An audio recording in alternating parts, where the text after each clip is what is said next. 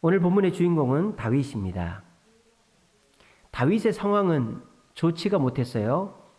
다윗은 몇 자들로 태어났죠? 8번째 막내 아들로 태어났습니다. 그리고 다윗이 형님들 심부름을 갖다가 누구랑 싸우게 되죠? 키가 3m나 되는 골리앗이랑 싸우게 됩니다. 또 다윗이 왕에게 충성한 것밖에 없는데 오해를 사고 미움을 받아서 13년 동안이나 도망을 다닙니다. 또 도망을 다니고 끝났는데 왕이 되었는데 반쪽짜리 남유다의 왕만이 되어서 7년을 지납니다. 어떻습니까? 막내 아들로 태어나서 천덕꾸러기 양만 치고 또 형님들 심부름 갔다 골리앗이랑 싸우고 왕에게 미움받아 13년을 도망을 다니고 왕이 됐는데 반쪽짜리 왕이 되는 다윗의 상황은 좋지가 못했습니다. 근데 다윗의 결과는 어땠죠? 항상 좋았습니다. 자, 다윗이 막내 아들로 태어났지만 그 아들들 중에서 기름 부음을 받아 왕이 된 사람은 누구밖에 없죠? 다윗밖에 없습니다. 다윗이 키가 3m나 되는 골리앗을 만나 죽을 뻔했지만 결과는 어떻게 됐죠? 다윗이 이겼습니까? 졌습니까? 이겼습니다. 13년을 도망다니면서 다윗이 죽었습니까? 다윗은 살았습니다. 왕이 됐습니다.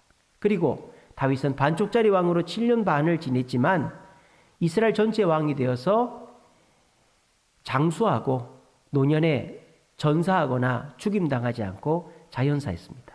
어떻습니까? 다윗은 우리가 볼 때 상황이 너무 좋은 사람이 아니에요. 배경적으로도 그렇고 또 이 환경적으로도 그렇고 또 이렇게 미움을 받는 주변 사람들과의 관계 속에서도 그렇고 또 출세할 만한 했는데 왕이 됐는데 7년 넘게 반쪽짜리 왕이 됐고 말이죠. 근데 다윗의 결과는 좋았단 말이에요. 항상 다윗의 결과가 좋은 이유가 무엇이죠? 그렇죠. 다윗이 선택을 잘했기 때문인데 하나님이 인도하시는 대로 선택을 했기 때문이다라는 것입니다. 상황은 어쩔 수가 없는 거예요. 내가 병에 걸렸다? 그거 어쩔 수 있습니까? 없습니까? 어쩔 수 없는 겁니다. 우리 가게에 손님이 안 온다? 물론 내가 부지런하고 이렇게 노력을 할 수도 있겠지만 부지런하고 노력을 했음에도 불구하고 손님이 안 오면 어떻게 돼요? 어쩔 수가 없는 거죠. 또 내가 자식을 열심히 가르치고 열심히 대해줬는데 애들이 정말 기대에 못 미친다. 그럼 어떻게 해야 돼요? 내쫓아야 됩니까? 다리 몽둥이를 불러놔야 되겠죠. 어쩔 수가 없는 거예요. 내가 아무리 직장에서 열심히 일을 하고 싶어도 직장이 어려우면 어쩔 수가 없는 거예요. 그죠? 이처럼 상황은 내 소관이 아니라는 거예요. 물론 상황을 내가 바꿀 수도 있겠죠. 하지만 내가 상황을 바꾸는 것보다 더 쉬운 방법이 있다. 그게 뭐냐? 선택을 잘하는 것이다. 우리 앞에 한 가지 상황만 있는 일은 없습니다. 짜장면이냐? 짬뽕이냐?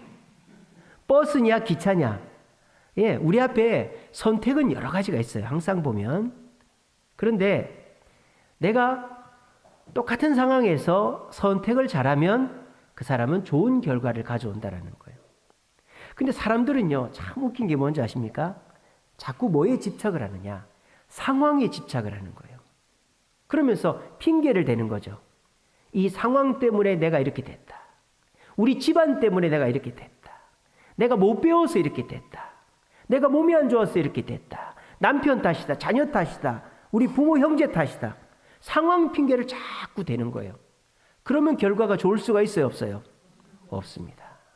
그리고 잘못된 선택을 하는 사람은 조급하니까 남 탓을 하면서 조급하니까 어떻게 돼요? 나 중심적인 판단을 하는 거예요. 나 중심적인. 그러니까 조급하니까 남을 돌아볼 여유가 없는 거죠. 그래서 내가 조금이라도 손해보지 않아야 되겠다라는 마음으로 선택을 하는 거예요. 그러면 결과가 나빠지는 거예요. 그리고 선택을 했는데 막 걱정이 되는 거예요. 그래서 이게 잘못될 것 같고 그리고 실패할 것 같고 막 두려움이 몰려옵니다. 또는 누가 나를 배신했어요. 누가 약속을 어겼어요. 그렇게 해서 내가 손해를 볼 것 같아. 화가 나요. 막 기분이 우울해지거나 걱정이 되거나 화가 났을 때 사람은 그걸 어떻게 하죠? 뒤집어 엎는다 이 말이에요. 선택을 바꾼다 이 말이에요. 그러면 어떻게 돼요? 당연히 결과가 좋지 못하다라는 거죠. 사람들이 어려움을 당하고 성공하지 못하는 이유는 상황 때문이 아닙니다. 우리나라의 상황은 굉장히 좋지 않죠. 우리나라는 자원이 없어요.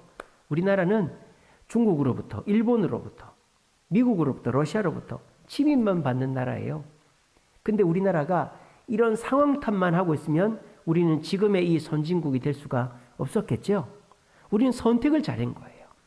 우리나라가 일제시대 때 하나님 앞에서 기도하며 우리 믿는 사람들이 선택을 잘했고, 또 이승만 대통령이 미국에다가 요청해가지고 이 나라를 민주공화국으로 세운 선택을 잘했고, 또 우리 박정희 대통령이 그 당시 뭐 아무것도 없는 이 대한민국을 농촌국가를 이 공업국가로 바꿔가지고 수출을 하자. 그 경부고속도로를 뚫고 말이죠. 저기 일본에다가 차공한 돈을 받아가지고 일제 보상을 받아가지고 이 울산 앞바다에다가 조선소를 짓고 말이죠. 그렇게 해서 우리나라가 공업국가로 수출국가로 바뀌게 된 거죠. 그리고 우리나라 김영삼, 우리 김대중 우리 대통령이 민주화 투쟁을 해서 성공을 해가지고 이 나라가 군부 독재 세력을 뒤집어 엎고 민주화가 이루어진 거죠. 그리고 우리 김대중 대통령이 노인 요양보험을 만들었죠. 그래서 여러분들 노인 요양보험은 우리 건강보험에서 돈이 떼 나갑니다. 알고 계시죠? 그래서 그걸 김대중 대통령이 만든 거예요. 또 우리 노무현 대통령이 우리나라의 복지제도를 굉장히 탄탄하게 해놓은 거예요. 그래서 우리나라는 고비 때마다 제가 볼 때는 참 선택을 잘했다. 우리나라 대통령들이 물론 단점들, 흠도 있지만 장점들이 많은 대통령들이 우리나라에 많았다. 그래서 우리나라가 지금까지 이렇게 선진국이 될 수가 있었다. 저는 그렇게 생각합니다. 상황을 탓하면 그냥 결과는 불보듯 뻔한 겁니다. 그런데 상황은 어쩔 수 없다. 선택을 잘하자. 선택과 집중을 잘하자. 내가 뭐를 선택해야 될까? 내가 잘하는 게 뭘까? 그러면서 선택을 하되 나 중심적으로 내 이익만 챙기려고 선택하는 게 아니라 어떻게 하면 국가가, 국민이 우리 가족을, 우리 부모 형제를 잘 살게 할까? 남을 위해 선택을 하고 힘들고 어려워도 답답해도 잘 안 돼도 포기하지 않고 끝까지 감정에 휘둘리지 않고 인내하면은 그 선택에는 반드시 좋은 결과가 온다라는 것을 우리는 이 대한민국의 역사를 통해서도 알 수 있는 것입니다. 소설 중에 창이라는 소설이 있습니다. 창. 이 창은 스피어가 아니고 윈도우를 말하는 거예요. 스피어는 우리 사람 찌르는 창이죠. 그죠? 스피어 말고 윈도우, 이렇게 바깥을 보는 창이라는 소설이 있어요. 그 소설에 보면 이 병원에 환자가 2명이 있습니다. 근데 창가에 있는 환자는 폐암 말기 환자예요. 그리고 그 창가에서 떨어져 있는 곳에 환자가 1명 더 있는데 그 사람은 디스크 환자예요. 그러니까 디스크 환자는 꼼짝을 못하는 거예요. 근데 이 폐암 말기 환자는 폐암이지만 뭐 앉을 수도 있고 창밖을 볼 수도 있는 거죠. 창 옆이니까. 그러면서 이 폐암 말기 환자가 그 디스크 환자한테 창밖에 얘기를 해줍니다. 누구누구 씨 창밖에 보니까 호수가 있어요. 해가 지는데 노을이 너무 이뻐요. 거기 백조가 그 호수에 떠다니네요. 거기 연인들이 다니고 애기 손을 잡고 가족들이 산책을 나왔어요. 너무너무 이쁘네요. 우리 힘을 냅시다. 막 그렇게 그 폐암 환자가 창밖을 보면서 그 디스크 환자한테 그 좋은 얘기들을 해준 거예요. 창밖에 좋은 얘기들을 해준 거예요. 근데 그 얘기를 듣는 그 디스크 환자는 무슨 생각을 했느냐. 아유 감사합니다. 아유 그래도 참 창밖에 좋은 얘기들을 해주시니까 제가 그래도 기분이 좋아지니 이래야 될 거 아니에요. 속으로 무슨 생각을 했는지 알아요? 저 사람 죽으면 내가 저기 가야지. 저 사람 죽으면 내가 저기 가야지. 이게 소설의 이야기예요.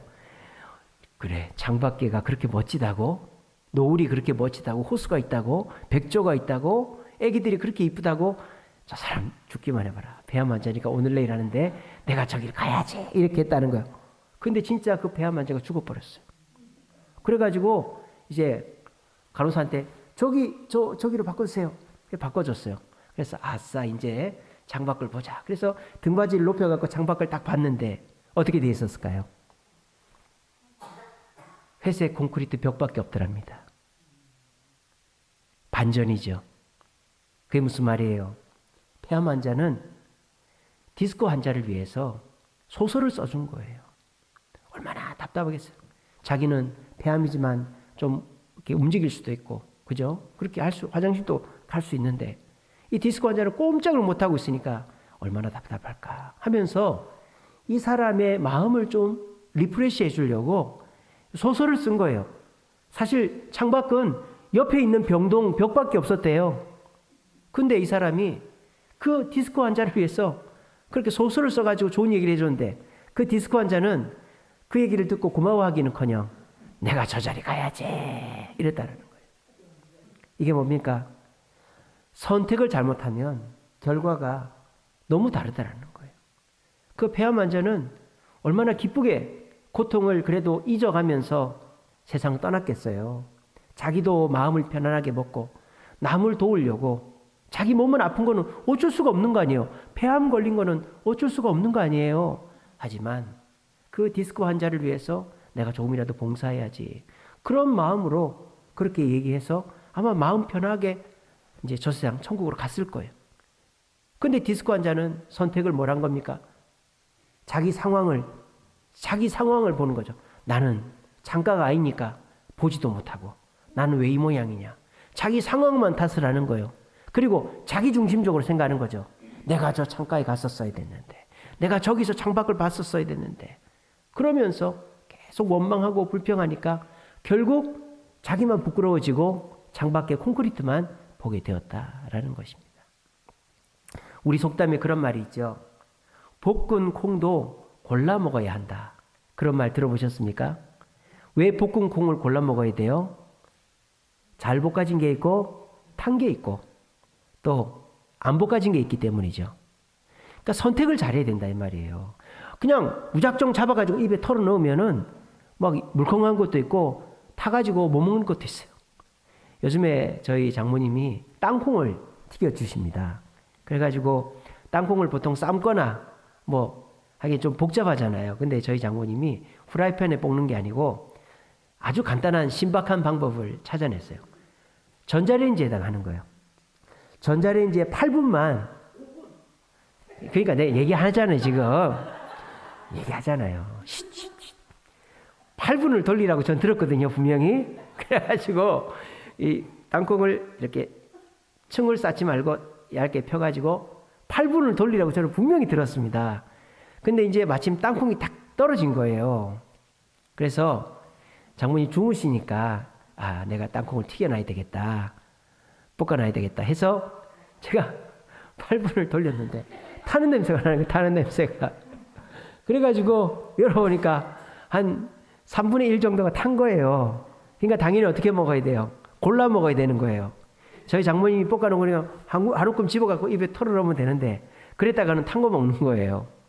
그런 상황을 제가 겪었어요. 그래서 우리 속담에 볶은 콩도 골라 먹어야 된다 그랬어요. 아무리 좋은 것도 잘 선택해서 해야만 내가 좋은 결과를 맞이한다는 것입니다. 요즘 좋은 상황인 사람이 없죠. 요즘에 뭐 몸이 나는 100%의 컨디션이다 이런 사람도 없고요. 또 내 사업은 너무너무 잘 된다 이런 사람도 없고요. 또 내 직장이 너무너무 잘 된다. 요즘에 뭐 반도체가 지금 마이너스 95%가 나가지고 우리나라 그 경상수지가 막 마이너스로 치닫고 있잖아요. 그리고 요즘에 뭐 물가가 오르고 금리가 오르니까 상황이 좋은 사람이 아무도 없어요. 그런데 이 상황 속에서도 좋은 결과를 맺는 사람이 있다라는 거예요. 그 사람은 어떤 사람입니까? 선택을 잘하는 사람입니다. 상황에 집착해서 원망 불평하지 않고 나 중심적이지 않고 감정에 휘둘려 가지고 이랬다 저랬다 하지 않고 선택을 잘하면 어떤 죽는 상황에서도 우리는 좋은 결과를 맺을 수 있는 줄로 믿으시기를 바랍니다. 그래서 오늘 여러분들의 상황이 좋지 못하지만 우리가 그런 상황 속에서 좋은 결과를 맺기 위해서 어떤 선택을 해야 되는지 다윗의 이야기를 통해 살펴보시면서 오늘 설교를 들으신 분들은 내 상황을 잘 돌아보고 하나님께 기도하여 하나님의 인도를 따라 선택을 하므로 여러분들은 하는 일마다, 손대는 일마다, 가는 곳마다 좋은 결과들이 찾아오게 되어지는 그런 축복의 사람들 되시기를 간절히 바랍니다. 자, 오늘 본문의 이야기는 다윗이 도망을 다닐 때 이야기예요. 자, 제코가 석자입니다. 도망 다니는 놈이 남 걱정할 일이 뭐가 있겠어요. 근데 다윗이 도망을 다니다 소식을 듣습니다. 이스라엘과 블레셋 그 국경 지역에 그일라라는 곳이 있는데 그 그일라에서 추수를 했어요. 추수를 했더만 블레셋 사람들이 와가지고 약탈을 해가는 거예요. 그 추수한 곡식들을. 그 얘기를 다윗이 듣고는 화가 나는 거예요. 아니 저 블레셋 놈들이 우리 이스라엘 사람들의 곡식을 약탈해? 내가 구해줘야 되겠는데? 막 이런 마음이 드는 거예요. 그런데 다윗이 지금 도망 다니는 몸이잖아요. 제코가 석자인데 자기가 챙겨야 될 사람들이 있는데 이걸 도와줘야 돼 말아야 돼. 선택의 기로에 놓여 있는 것이 다윗입니다. 자, 다윗의 상황은 분명히 좋지 않습니다. 도망을 다니고 있는 상황이라 그랬습니다. 근데 다윗이 그 상황에서 지금 선택을 하려고 하는 거예요. 내가 그일라를 도와줄까 말까. 근데 다윗은 그일라를 도와줬고 결과적으로 좋은 결과를 가꾸게 되었다는 거예요.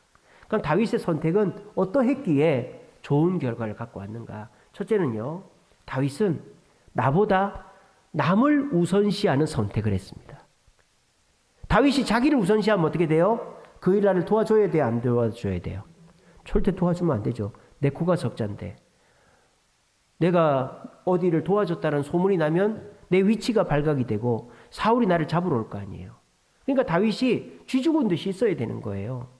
근데 다윗은 지금 나도 나지만 이제 1년 동안 먹어야 될 곡식을 다 빼앗겨버린 우리 그일라 백성들이 얼마나 안타까울까. 그러면서 다윗이 그일라 백성들을 구하러 간 것입니다. 여러분, 물론 무조건 남을 위해서만 선택하라는 것은 아닙니다. 나를 챙겨야죠. 내 가족을 챙겨야죠. 그런데요, 우리가 그런 상황이 있어요. 나도 중요하지만 남이 자꾸 눈에 밟힐 때, 예? 우리 교회 성도가 눈에 밟힐 때, 우리 교회 학생이나 청년이 눈에 밟힐 때, 또 우리 직장에 누군가가 눈에 밟힐 때, 자꾸 그 생각이 날 때, 그럴 때는 우리가 기도를 해봐야 되는 거예요. 기도를 해보고, 내가 지금 참 내 몸도 아프고 내 경제적인 형편도 어렵고 내가 참 힘든데 자꾸 저 학생이 생각이 나네. 저 청년이 생각이 나네. 우리 직장에 저 동료가 생각이 나네. 우리 집안 사촌이 생각이 나네. 내가 어떻게 해야 될까? 어떻게 해야 될까? 그럴 때는 한번 기도를 해보시라. 그게 후회하지 않는 선택이 된다는 거예요. 여러분, 미국의 유명한 섹시 배우 마릴린 먼로 아시죠? 마릴린 먼로. 지금 봐도 이쁘잖아요. 그죠?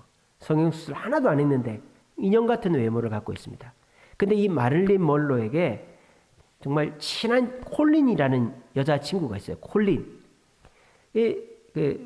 이렇게 초록은 동색이라고.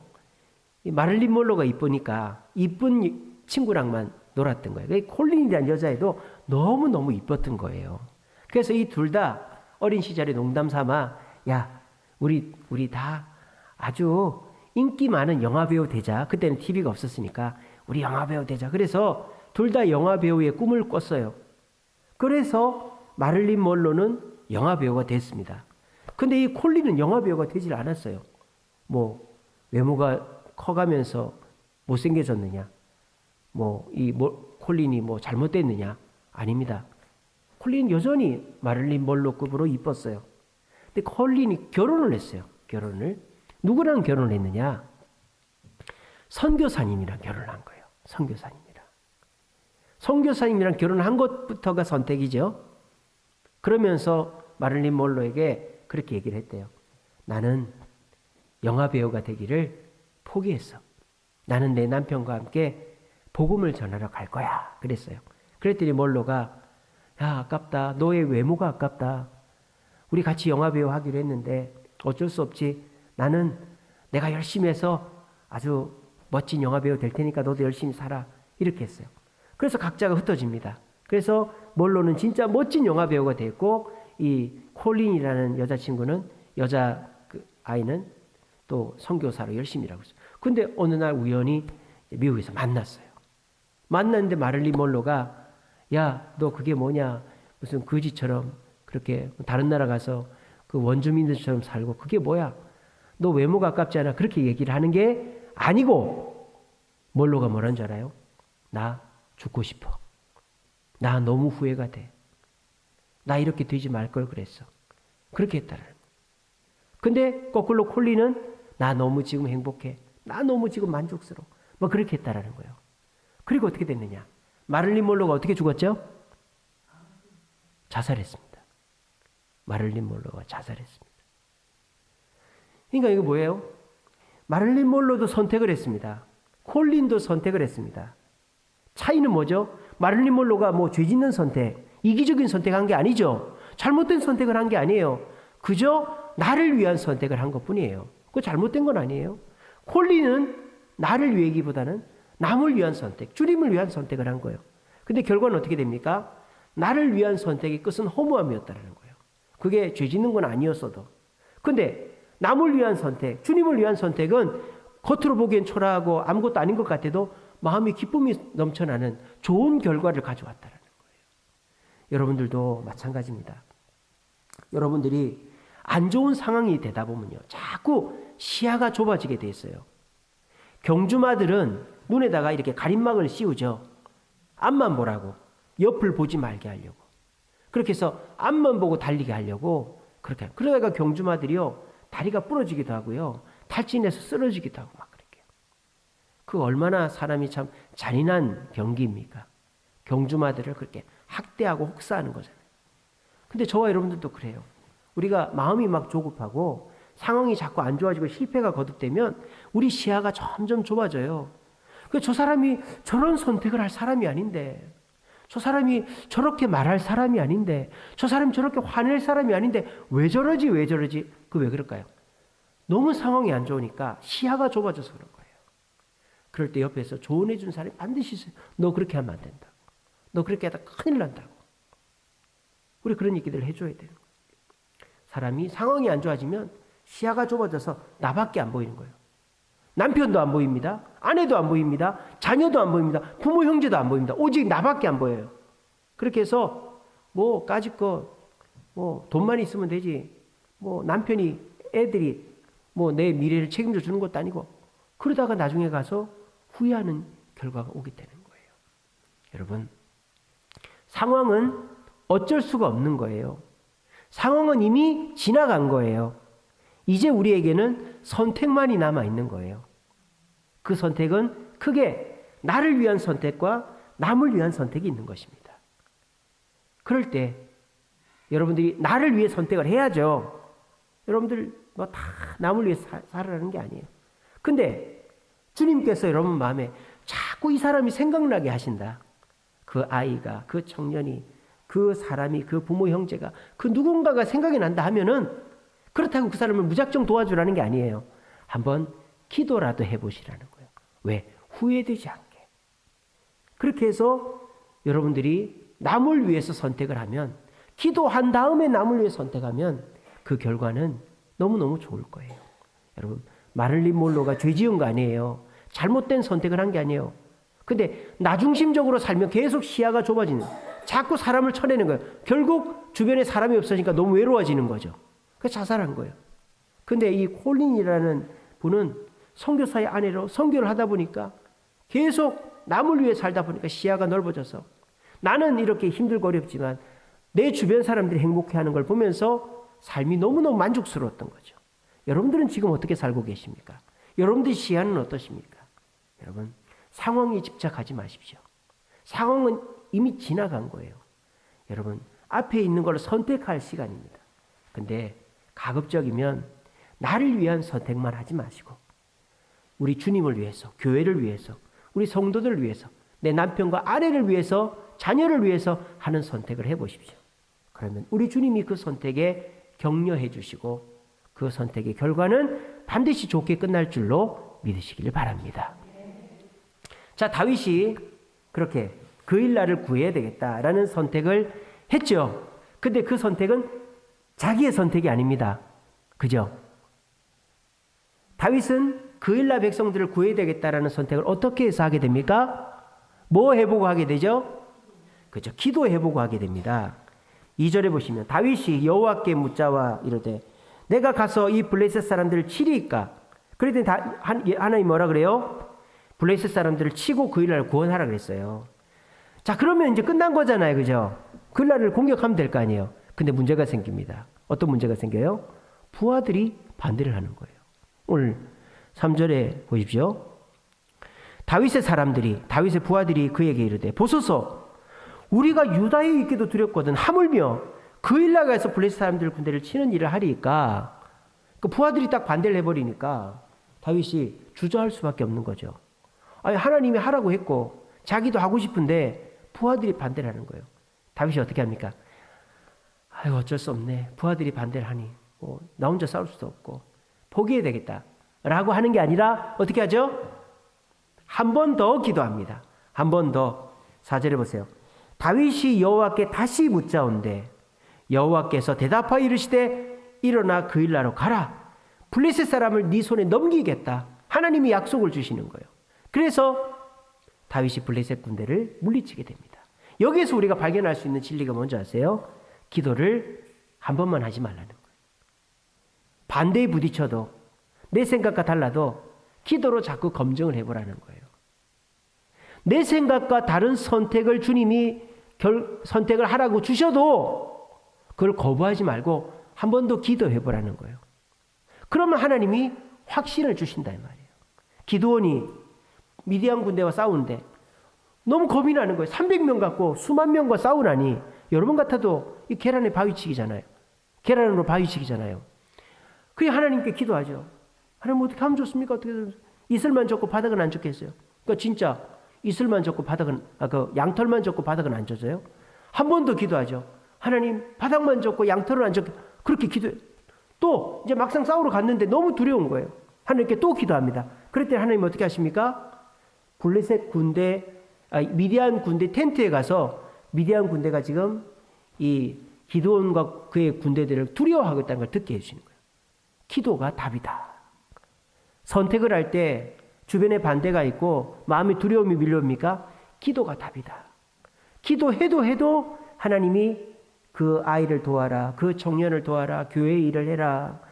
네가 예배 나와라. 네가 이렇게 해라 저렇게 해라. 남편을 섬겨라. 아이들 챙겨라. 이렇게 하면 그걸 그대로 해야 되는 거예요. 내 생각과 달라도 남들이 반대를 해도 내가 기도로 확인한 일이면 그대로 하는 것이 좋은 결과가 오는 거예요. 박정희 대통령이 경부고속도로 뜬다고 했을 때 야당들이 벌떼같이 일어났습니다. 우리나라의 고속도로가 뭔 필요하냐고. 그렇게 넓은 도로에 차가 다닐 필요가 있냐고. 지금 경부고속도로가 여러분 얼마나 막힙니까? 그죠? 우리나라의 고속도로가 얼마나 많습니까? 그러니까 사람들이 반대한다고 포기하면은 어리석은 사람인 거예요. 내가 면밀히 검토하고 여러 사람과 의논해서 해야 되겠다 싶으면 하는 거예요. 그렇게 하면은 그 일이 좋은 결과로 오게 되는 거예요. 6.25 때 미군들이 우리나라 와서 우리나라를 위해 싸워줬습니다. 근데 어떤 미군이 잡혔어요. 포로가 됐어요. 근데 그 미군은 예수를 잘 믿는 미군이에요. 그걸 인민군이 알은 거예요. 그 인민군이 그 미군을 데리고 장난을 칩니다. 손을 이렇게 뒤로 딱 하고는 이보라오. 내래 지금 손에 총과 성경을 들고 있어. 내래 너를 쏠 수도 있고 성경을 보여줄 수도 있디. 어디에 총을 들고 있는지 맞춰보라오. 잘하죠, 그죠? 조금 잘하는 것 같습니다. 네, 그렇게 인민군이 약을 올리는 거예요.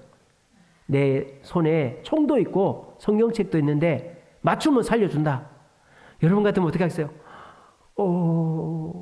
왼손이요? 오른손이요? 잘 모르겠는데 살려주세요. 살려주세요. 이렇게 할 거 아니에요. 근데 이 미군이 하나님께 기도를 합니다. 하나님, 간절히 기도하는 거예요. 그리고 눈을 딱 떴어요. 그러니까 그 인민군이 맞춰보라오. 어느 손에 총이 있디?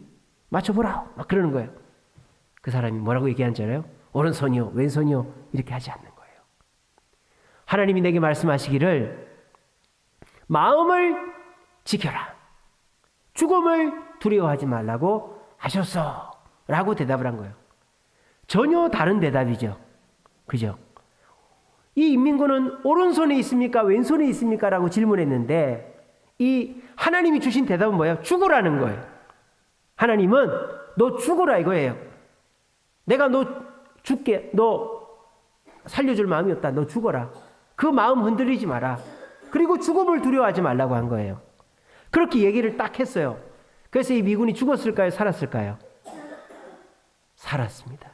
이 인민군이 그 말을 듣는 순간 마음에 겁이 확 밀려오는 거예요. 그 미군의 담대함이 이 인민군의 마음을 두려웠게 한 거예요. 에이씨, 재수없어 하고 가버린 거예요. 이게 뭐예요? 우리가 선택을 할 때 우리에게 중요한 것은 뭡니까? 주님이 하라고 하는 대로 하면 되는 거예요. 아시겠죠? 내가 살아야 되니까 일단은 사정을 해보자. 또는 내가 한번 맞춰보자. 아마 오른손이다 왼손이다 얘기했으면 죽었을 거예요. 그 사람이 장난칠 수도 있는 거예요. 제가 옛날에 봤던 영화 중에 이런 영화가 있었어요. 사기꾼이 있었어요. 그 카드 A가 써 있는 카드하고 이렇게 클로버 모양이 있는 카드를 맞춰라. 그러니까 이제 클로버 모양이 있는 카드가 있는데 그 중에서 A가 있는 카드 하나를 맞춰라. 그렇게 했어요. 그래서 카드 3장을 이렇게 덮어놨어요. 근데 그 3장을 덮어놨는데 이 사람은 사기꾼인 거예요. 사기꾼. 사실은 그 3장 다 뭐였을까요? 예, 클로버밖에 없었던 거예요. 클로버. 그러니까 사실은 2장은 클로버고 1장은 A가 되어야 되는데 이 사람이 사기꾼이어가지고 3장 다 클로버 모양이 있는 카드를 딱 놔둔 거예요. 근데 이제 문제를 맞춰야 되는 이 사람은 더 사기꾼인 거예요. 뭐라고 하는지 압니까? 제가 그러면 먼저 클로버를 찾아보겠습니다. 이러는 거예요. 그래 놓고는 여기 있네요 하고 뒤집으니까 클로버인 거예요. 그리고 여기 있네요 하니까 뒤집으니까 클로버인 거예요. 그러면 중간에 있는 거는 뭐가 돼야 되는 거예요? A가 돼야 되는 거죠. 안 되면 어떻게 돼요? 사기꾼이 되는 거죠. 그러니까 중간에 있는 게 A가 맞죠? 하니까 대답을 못하는 거예요. 그래서 돈 받아가는 거예요. 이게 뭐예요? 고단수는 이렇게 하는 거라 이 말이에요. 여러분들도 고단수가 되고 싶습니까? 남들에게 끌려다니지 않고 남들의 말에 말려들지 않고 여러분들이 남들을 끌고 가고 싶습니까? 그러면 기도한 대로 하시기 바랍니다. 그러면 여러분들은 남들이 우습게 보지 못하는 판단을 하고 그 선택으로 남들은 다 망해도 여러분들은 그 속에서 이익을 얻고 승리하는 결정을 하게 될 것입니다. 여러분, 하나님은 절대 우리를 부끄럽게 하지 않습니다. 우리를 초라하게 하지 않습니다. 우리를 남들의 조롱거리가 되지 않게 합니다. 여러분들 주변에도 야, 너 교회 다닌다면서 너 이렇게 해봐, 저렇게 해봐, 너 이거 맞춰봐, 너 기도해서 이거 어떻게 했는지 해봐. 그렇게 우리를 조롱하는 사람들이 있어요. 여러분 그럴 때 걱정하거나 그 사람들의 말에 말려들지 마세요. 어떻게 하면 됩니까? 주님께 기도하면 됩니다. 그리고 기도했는데 주님이 어떤 말씀을 주신단 말이에요. 아이 주님 이렇게 얘기했다 망신당하면 어떻게 해요? 이렇게 했다가 제가 저 사람한테 놀림당하면 그런 생각하지 마시고 주님이 생각을 주시는 대로 말하면 우리가 그 속에서 승리하는 사람은 우리가 되는 거예요. 제가 누누이 강조하는 예화가 하나 있죠. 어떤 사람이 절벽에 떨어졌어요. 나무 뿌리를 잡고 이렇게 있는데 그 사람이 예수를 믿었나 봐요. 하나님 살려주세요. 살려주세요. 그랬더니 하나님이 뭐라고 했어요? 그 손을 놔라. 그랬단 말이에요.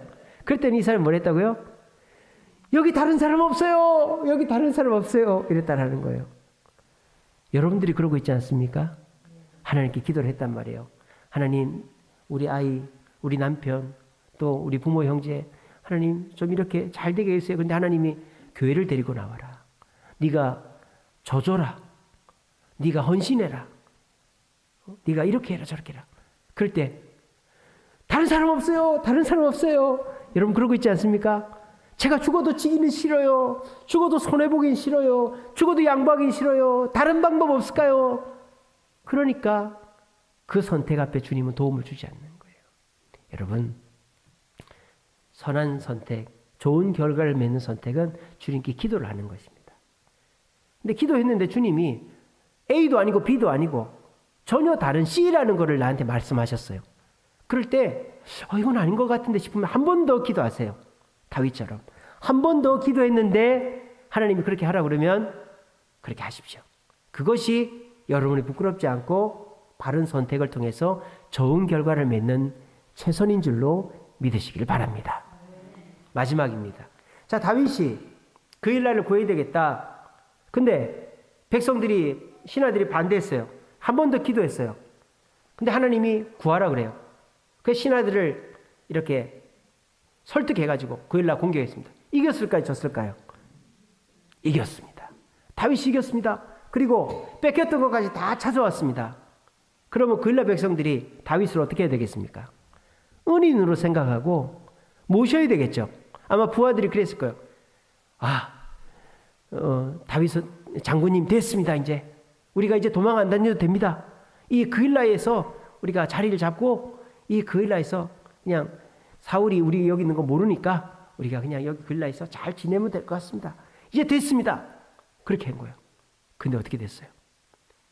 다윗이 그일라 성을 구해줬다는 소식이 사울 귀에 들어간 거예요. 그래서 이 사울이 사람을 보냅니다. 은밀하게.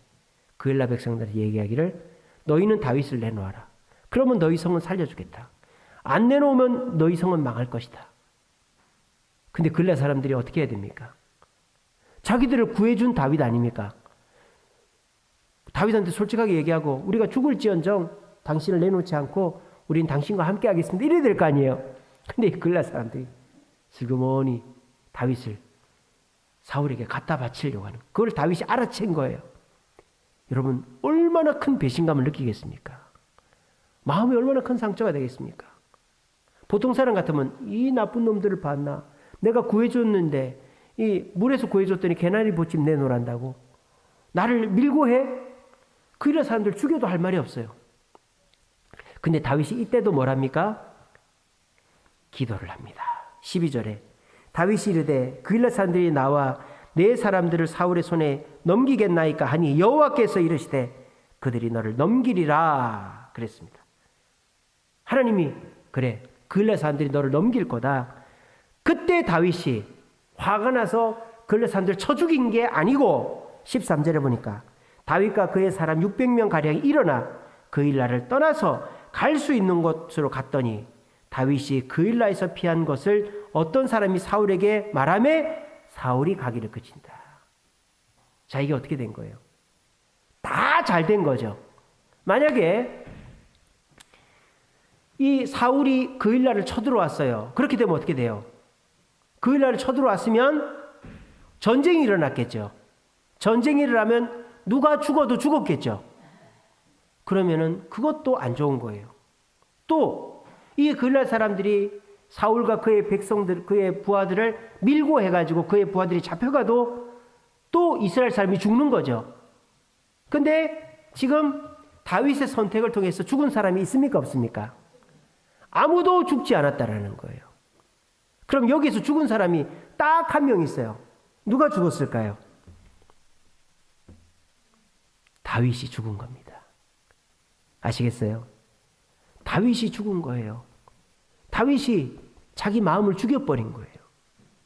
예수님이 십자가에서 죽으셔서 우리 백성들을 다 살린 것처럼 다윗이 자기 마음을 죽여버린 거예요. 감정에 휩싸이지 않고 주님 말씀대로 주님께 기도하고 그냥 모두에게 좋은 선택을 한 거예요. 그렇게 해서 아무도 죽지 않고 사울도 그일라에 오지 않고 그일라 사람들도 다윗을 배신하지 않고 다윗의 부하도 아무도 죽지 않고 다윗이 그냥 마음을 접고 그일라를 떠났더니 최상의 결과가 맺어지게 되어 있다는 겁니다. 여러분, 최상의 결과는 감정에 휘둘리지 않아야 되는 거예요. 감정에. 가장 큰 진흙탕 싸움은 어디서 이루어지느냐? 가장 가까운 사람끼리 이루어집니다. 다른 나라랑 싸울 때 싸우다가도 금방 끝납니다. 평화협정을 하면요. 또 우리가 외국 사람이랑 싸워봐야 금방 화해하면 끝이에요. 근데 가장 큰 진흙탕 싸움이 뭐예요? 같은 나라 사람끼리 싸울 때. 또 이 여당 야당 싸울 때. 여당 야당 싸울 때도 아니에요. 당 내에서 싸울 때. 자기들끼리 싸울 때. 가장 진흙탕 싸움 뭐예요? 가족 간에 싸울 때. 부부 간에 싸울 때. 특별히 교인들, 교회에서 싸움 나면 가장 진흙탕 싸움이 되는 거예요. 그게 뭐예요? 서로가 정말 믿는 사람끼리 틀어지면 그 싸움은 가장 진흙탕 싸움이 되는 거예요. 그러니까 지금 자칫 잘못하면 이 그일라 사람과 다윗은 구해준 사이잖아요. 그러니까 정말 진흙탕도 이런 진흙탕 싸움이 없다라는 거예요. 근데 다윗이 어떻게 합니까? 그 사람들을 용서해 주는 거예요. 이 진흙탕 싸움을 끝내버렸다는 거예요. 여러분들도 남편한테 배신당하고 아내한테 배신당하고 부모 형제한테 배신당하고 성도들한테 서운한 감정 당하고 직장에서 놀림당하고 직장에서 어려움 당하고 여러분들 친구들한테 또 이웃들한테 또 교회 다닌다고 욕먹고 놀림당하고 이럴 때 화나죠. 내가 뭔 잘못이 있는데 내가 뭔 죄가 있는데 하면서 감정에 휩싸여가지고 화를 내면 누가 제일 좋아할까요? 마귀가 제일 좋아한다. 왜? 진흙탕 싸움이 되니까. 알아서 진흙탕으로 굴러 들어가는 거예요. 마귀가 제일 싫어하는 게 뭘까요? 그럴 때 기도하는 자입니다. 기도하고 죽어버리는 자를 마귀가 제일 싫어합니다. 남편과 아내가 싸웠을 때 남편이 죽어버리면 싸움이 일어나지 않아요. 아내가 죽어버리면 싸움이 일어나지 않아요. 또 부모 형제 간에 싸울 때 내가 죽어버리면 싸움이 일어나지 않아요. 성도 간에 다툼이 일어났을 때 내가 양보해버리면 싸움이 일어나지 않아요. 직장에서 문제가 생길 때 내가 양보해버리면 되는 거예요. 감정에 휩싸이지 않는 누군가가 있으면 그 가정, 직장, 나라는 구원함을 얻습니다. 여러분들이 그런 분들이 되시기를 간절히 바랍니다. 여러분 감정에 휘둘리지 마세요. 왜 안 서운하겠어요? 내가 수고한 게 얼마고 내가 노력한 게 얼마고 내가 얼마나 잘해줬는데 나를 배신하고 나를 이용해 먹고 뒤에서 딴소리하고 얼마나 서운하고 얼마나 억울하겠어요. 그런데 그 감정에 휘둘리면 문제가 커진다는 거예요. 우리가 시야를 넓히고 좋은 마음을 가져야 돼요. 감정을 누그러뜨려 놓고 내가 이 상황을 지혜롭게 넘어가는 방법이 뭘까? 가장 좋은 방법이 뭘까? 내가 죽는 거다. 내가 좋은 마음을 가지고 가장 좋은 방법으로 내가 죽으면 이곳에 좋은 결과가 맺어진다. 그러면 우리는 좋은 결과를 가져오게 되는 거예요. 어떤 아버지가 두 아들을 데리고 캠핑을 갔습니다. 그래서 얘들아 너희들이 텐트 칠 자리를 좀 알아봐라. 그 큰아들이 작은 아들이 이렇게 얘기했어요. 아빠 여기다 쳐요. 그랬는데 큰아들이 딱 가보더니 아빠 안 돼 그러는 거예요. 왜 안 돼? 아빠 여기 송충이 아빠 여기 안 돼 그러는 거예요. 그 둘째 아들한테 물어봅니다. 야 너는 형아가 여기 안 된대. 너 어디 하고 싶어? 아빠 나 여기 하고 싶어. 송충이 내가 치울게. 아빠 나 여기 할래. 둘이 싸움이 벌어진 거예요. 큰아들은 송충이 때문에 안 된다. 둘째 아들은 여기가 제우로 좋다. 아버지가 뭐라고 그랬는지 압니까? 얘들아 텐트 치기에 제일 좋은 장소는 뭔지 아냐? 마음이 결정을 해주는 거다 그랬어요. 송충이가 결정해 주는 게 아니고 평평하고 돌이 없는 곳이 결정해 주는 게 아니라 마음이 결정해 주는 거라고 했어요. 애들이 물어봅니다.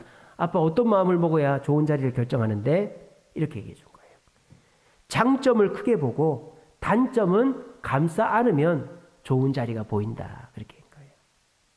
그러니까 송충이라는 단점이 있지만 그 단점을 제거하고 장점으로 크게 보면 이 자리가 좋으면 이 자리를 하고 송충이가 너무 커 보이면 다른 장소 뭐 돌이 있고 평평하지 않아도 경사가 있어도 거기를 하고 싶으면 거기를 하면 된다는 거예요.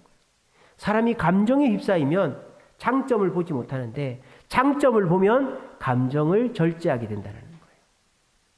다윗은 장점을 본 거죠. 내가 여기서 죽으면 그일라 백성들도 살고 사울의 군사들도 살고 내 군사도 산다. 내 마음 하나만 누그러뜨리면 산다. 그 마음을 딱 가지니까 모두를 살리는 선택을 하게 된 것입니다. 여러분들도 마찬가지입니다. 여러분들이 상황은 바꿀 수가 없어요. 그런데 여러분들이 정말 괘씸하단 말이에요. 내가 그렇게 수고했는데 날 안 알아주고, 내가 그렇게 수고했는데 뒤에서 나를 험담하고, 내가 그렇게 수고했는데 정말 내가 무시당하고 이럴 때 화가 나죠. 다윗이 그일라 백성들을 구해줬는데 말입니다. 그럴 때 어떻게 생각해야 됩니까? 내가 화가 나지만 여기서 내가 화를 내버리면 우리 가정도, 우리 직장도, 우리 교회도 문제가 생긴다. 나 하나 마음 추스리면 모두가 평안해진다. 그리고 참고 넘어가잖아요. 그럼 그거를 남들이 알까요, 모를까요? 내 남편이, 내 직장 동료가, 내 자녀가, 우리 교인들이 알까요, 모를까요? 다 압니다. 그런 사람이 뭘 받게 되는 거예요? 존경을 받게 되는 거예요. 그런 사람이. 근데 내가 화난다고 화내고 짜증난다고 짜증내고 서운하다고 막 소리 지르고 그러면요. 당연히 그 사람이 화날 만하고 짜증날 만하고 서운할 만하죠. 그러니까 그걸 뭐라고 하지 않아요. 근데 그 사람은 절대 존경을 받지를 못하는 거예요. 내가 짜증난다고 그만둬버리고 화난다고 그만둬버리고 또 서운하다고 안 해버리고 그러면 그 사람은 절대 사람들한테 존경을 받지를 못하는 거예요. 그리고 그 일은 파토가 나버리는 거예요. 마귀는 그 일을 주관하고 있는 사람을 제일 많이 공격합니다. 교회의 중직자들, 교회를 이끌고 가는 사람을 제일 많이 공격합니다. 그래서 그 마음속에 서운함이 들게, 그 마음속에 억울함이 들게, 그 마음속에 답답함이 들게 만듭니다. 그래서 그 일을 이끌고 가는 집안의 가장이, 남편, 아내가, 또 회사의 지도자가, 교회의 지도자가 섭섭병이 들어가지고 나 몰라, 나 안 할래 이렇게 해버리기를 원하는 거예요. 그렇게 될 때 나만 끝나는 게 아니에요. 모든 일이 그냥 끝나버리는 거예요. 내가 죽으면 돼요. 내가 죽으면 돼요. 아유 목사님, 그러면 내가 죽으면 나만 손해보라는 말입니까? 우리 주님이 절대 손해보게 하지 않습니다. 그리고 시간이 지나면 존경을 받게 되어 있습니다. 이것이 바른 선택을 할 때 주어지는 결과다. 여러분, 감정에 휩싸이지 마시고 모두를 행복하게 하는 결과가 내가 죽는 길이라면 내가 서운하고 답답하고 억울해도 나를 죽임으로 모두를 행복하게 하겠다 다짐하시는 저와 여러분 되시기를 간절히 바랍니다. 말씀을 맺겠습니다. 오늘 다윗은 상황이 좋지 못한 사람이었어요. 막내 아들로 태어났고 골리앗과 싸워야 됐고 13년을 도망을 다녔고 반쪽짜리 왕이 됐고 상황이 좋지 않았지만 다윗의 결과는 항상 좋았습니다. 그 이유는 하나님께 묻고 모든 것을 선택했기 때문입니다. 그러면서 다윗은 어떻게 해요? 나보다 남을 먼저 생각했고 하나님께 기도해서 하나님이 하라고 하면 내 뜻과 달라도 순종했고 내가 너무 기분이 나쁘고 서운하고 억울해도 나 하나 죽어서 남들이 평안하면 괜찮지 하고는 선택을 했더니 그 결과는 항상 좋았고 다윗은 지금도 존경받고 이스라엘의 국기에 다윗별이 들어가 있잖아요. 지금도 이스라엘의 최고로 존경받고 지금도 전 세계에서 존경받는 왕이 다윗 왕인 것입니다. 그런데요. 잘못된 선택은 어떤 사람입니까? 상황만 내가 그때 그럴 걸 내가 이 집안에 태어나지만 않았어도 내가 이 남자만 안 만났어도 내가 이런 애새끼들만 안 낳았어도 내가 이 교회만 안 나왔어도 내가 이리 좋았을 텐데 자꾸 남 탓하고 상황 탓만 하면은 답이 없어요. 그리고 내가 살아야지. 내가 살아야 남도 살지. 자기만 생각하면 절대 좋은 결과가 오지 않아요. 그리고 막 억울하다, 힘들다, 원망스럽다, 감정에 휩싸여가지고 나 안 해. 나 안 할 거야. 다 때려쳐. 너희들이 알아서 해. 그러면요. 아무것도 이루어지지 않아요. 이렇게 상황 탓하고 남 탓하고 나 중심적이고 이러면은 그 사람은 절대 좋은 결과를 맺을 수가 없습니다. 여러분, 상황은 다 똑같아요. 오히려 저와 여러분들의 상황이 세상 사람도 좋지 않죠. 하지만 저와 여러분들이 좋은 결과를 맺으려면 우리는 오늘 다윗처럼 하면 돼요. 우리가 첫 번째로 나만 생각하지 마시고 남을 생각하시기 바랍니다.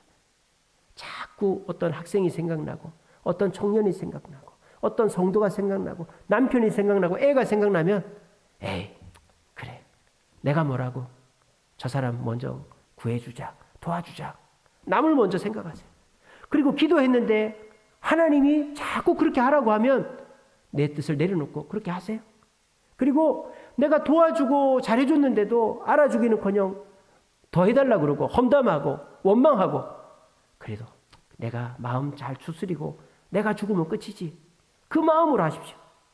그러면 하나님이 갚아주시고 결국 사람들이 나를 알아주게 될 거예요. 이것이 나쁜 상황에서도 바른 선택을 하여 좋은 결과를 맺는 사람의 모습이다라는 거예요. 저는 오늘 이 자리에 오신 분들은 지금 그렇게 살고 계신 줄로 믿습니다. 지금 속은 숯검덩이가 돼 있죠. 우리가 목요일인가요? 우리 이만숙 권사님 신방 다녀왔는데 정말 우리 이만숙 권사님 속도 없는 사람이에요. 속에 숯검덩이가 돼 있어요. 근데도 저렇게 아이들 키우고 그리고 남편 봉양하고 참 존경스럽더라고요. 여기 앉아 계신 분들 다 그런 분들이잖아요.